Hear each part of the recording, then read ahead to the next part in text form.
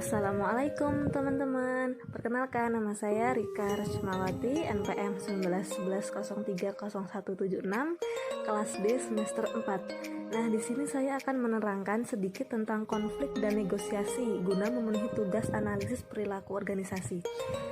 Yang pertama itu tentang konflik. Konflik. Secara sosiologi, konflik adalah suatu proses sosial antara dua orang atau lebih, bisa juga kelompok, di mana salah satu pihak berusaha menyingkirkan pihak lain dengan menghancurkan atau membuatnya tidak berdaya. Konflik dilatar belakangi oleh perbedaan kriteria yang dibawa individu dalam suatu interaksi. Perbedaan-perbedaan tersebut diantaranya adalah menyangkut ciri fisik, kepribadian, pengetahuan, adat istiadat, keyakinan, dan lain sebagainya. Teori konflik. Ada beberapa teori penyebab konflik. Yang pertama, teori hubungan masyarakat menganggap bahwa konflik disebabkan oleh polarisasi yang terus terjadi, ketidakpercayaan dan permasalahan di antara kelompok yang berada di dalam suatu masyarakat.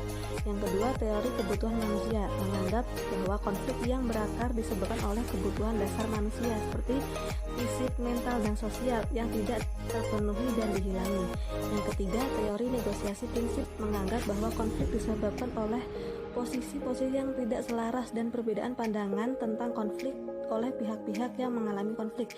Yang keempat, teori identitas berasumsi bahwa konflik disebabkan oleh identitas yang terancam yang sering berakar pada hilangnya suatu atau penderitaan di masa lalu yang tidak diselesaikan.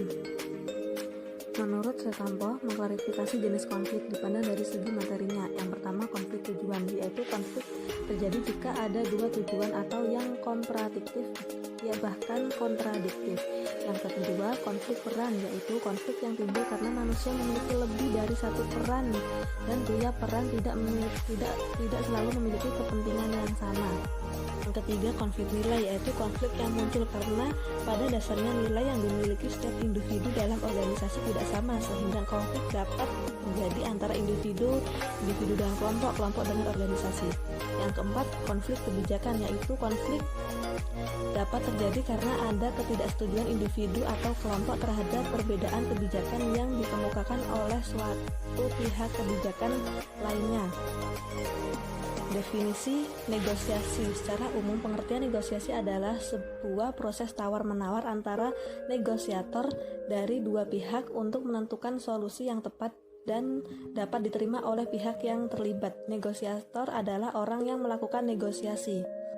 Ada beberapa kondisi khusus di mana negosiasi akan mencapai hasil terbaik. Yang pertama, saat hanya melibatkan dua pihak yang bernegosiasi. Yang kedua, merupakan kepentingan utama terjadi antara kedua belah pihak.